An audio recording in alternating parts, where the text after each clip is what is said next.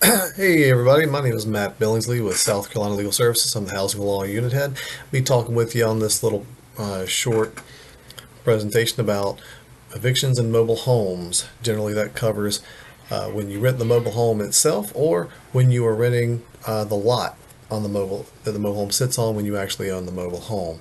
So that's the real question. Do you live in a mobile home or a trailer? Is it part of a mobile home park, or is it that you own it, or is it something that you are renting? Obviously, those are the types of homes that can be moved, and so you should know that when renting. General things you should know though and be aware of is when you're paying rent for any place, and especially if you're mobile home, whether it's a mobile home park or whether you're renting the entire trailer itself.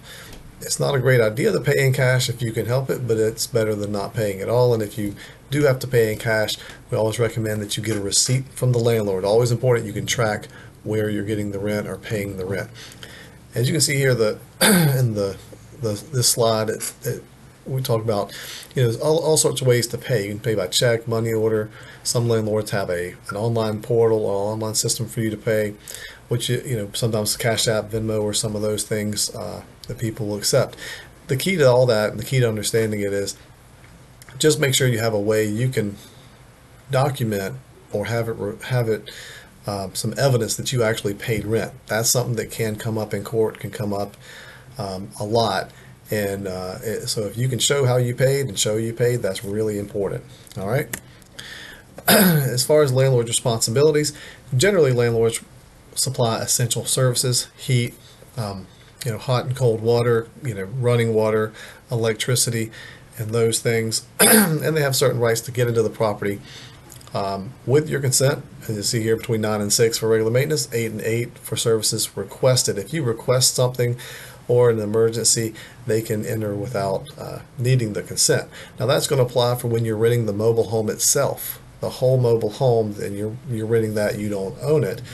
If you do own the mobile home, then of course you're making your own repairs to the mobile home. However, the landlord at say a mobile home park or other landlord would need to still provide some kind of access to setting your home up for utilities or something like that. All right. So other things you should know about your own responsibilities: you cannot make repairs or deduct costs from rent without an agreement between yourself and the landlord. It's usually not a good idea. There's other ways and other little slideshows that can tell you about how you can enforce your own rights in court and magistrate court. Okay, but don't withhold rent. It's not set up for you to withhold rent when the landlord doesn't make repairs. There's another avenue you can go with that. You're responsible for your guests, and you cannot change the locks without landlord's permission. These are just a few of the basics that you need to be aware of when you're renting a place, and really renting anywhere. And one thing to be aware of with mobile homes: if you own the mobile home and you're renting in a mobile home park, you're renting the lot, you need to be aware of what those lot rules and what the mobile home parks rules say and what they require of you. All right. Here we have the normal eviction process: when a tenant can be evicted, failure to pay rent, when the lease ended, or when the lease terms have been violated. That's just the general, what we call the normal eviction process for a normal residential landlord-tenant eviction. That is a residential landlord-tenant eviction where you are the one who is actually renting the entire place. It can be in a way slightly different when you're renting just the mobile home lot and you actually own the mobile home, but that's a little bit of a different thing there. So the normal eviction process: you get legal notice to pay rent, 5 days for non-payment. Usually you're going to have that in the lease. That's something that's normally in the lease. When eviction's filed, it's called a rule to vacate. That is the form that you will get. So when you see a rule to vacate, that's what it is. That's the court telling you have 10 days to respond and to ask for a hearing. Really important that you do that within those 10 days. If the magistrate rules against you, or if you don't request the hearing, then the magistrate can within 5 days issue a writ of ejectment. Okay, that writ of ejectment is the order telling you you're going to have to vacate. So for mobile homes and trailers, the rental agreement has to specify certain things. This comes into play when you're renting the mobile home lot at a mobile home park when you are the one who owns the mobile home. Okay, the location and lot size has to have the monthly rent, how to pay it, where to pay it, those kind of things. Some issues about services and repairs, and also some other information that's contained in what's called the Manufactured Home Park Tenancy Act. That is under Title 27, Chapter 40 in South Carolina Code of Law. So that's something where you need to make sure you can refer to that. You can look that up if you need further details on that law that covers mobile home parks when you're renting the lot. When you're renting the mobile home itself, you're generally under the Residential Landlord-Tenant Act, and it doesn't have exactly the same kind of requirements of what's in there, of what's in a lease, but it's something where you want to check that lease. You want to see what is in my lease wherever you're renting. It's a contract. That's really important to know those terms that are in the lease. All right, mobile homes and trailers, as far as the rental agreement, again, must specify other restrictions, terms of the lease, guests or pets. This again is something where there's a few more things that have to be in there when you're renting a mobile home lot, and there are other things that you're commonly going to see when you rent anywhere. Even if you're just renting the mobile home and you're under the Residential Landlord-Tenant Act, that's going to be in there as well, talking about whether they allow pets, whether they don't allow pets, how long the lease can be. Okay, and evictions relating to mobile homes. As I said, you make sure you understand your lease. The evictions occur usually it comes up when there's a lease violation, or when someone's not paying rent or not following the mobile home park's rules. If you're renting the mobile home and you get behind in rent, then you're just going to go through just like anybody renting an apartment. You're going to have that same process. Okay, you're not necessarily going to have the same process, or not. It's a very similar process, but there's a little more to it if you're renting the lot that the mobile home sits on and you actually own the mobile home.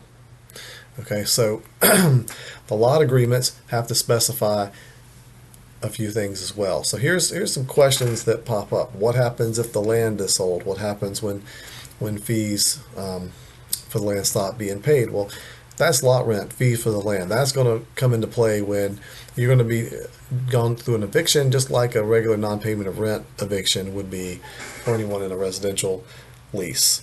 The other parts of it are there's some other requirements to require the home to be moved, some time frames on that, and some other avenues that the landlord can try to do to get that home moved if that's what they have to do.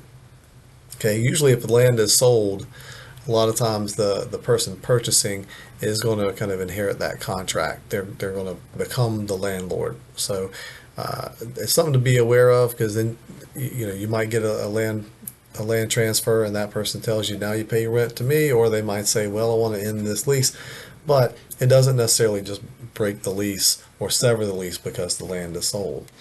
So the cost of moving your mobile home off the lot if the lot is sold, or moving your mobile home in general, really moving your mobile home in general, it's kind of a high cost. I mean, it's a really involved thing. There are companies and all that do that, but it does cost a significant amount of money. It's something to be aware of. Anytime you're moving that mobile home onto somebody's lot and doing an agreement with them or a mobile home park, you need to make sure you truly understand that, because that can become an issue of not being able to afford to move the mobile home. So that's something, it's really important to pay attention to. Okay. If you need to move the mobile home, it's too old to move, that usually comes into play over past a certain age, which at this point, I don't know how many of them are still there. I want to say it's, if it's made in the 1970s, it's probably going to be too old. Here you have a couple of problems. One, of the certification, it's called Wind Zone 2 certified. The other problem you have is, with it being too old to move, is whether or not you can find someone to move it. So there are requirements that if it's not Wind Zone 2 certified, you can't move it. You can't get a permit, or you might not be able to get a permit to move it to this county or that county. But it's also, even if you don't have that problem as much with a permit, you might have to get a company to move that mobile home. It might be tough to find somebody willing to move it because of the structure, or whether or not they think the structure would be damaged by moving it. So that is just another thing when you're owning a mobile home and renting a lot that you really need to be aware of. know your home, know the details, know what you have to do, be prepared for it. All right, here's some information about us. Connect with us. Here we go for where you can apply for legal services, sign up for our newsletter, some other information related to Facebook, uh, you know, Twitter, website. So just review that. And it was great to talk to you today. Hope to see you for the next one.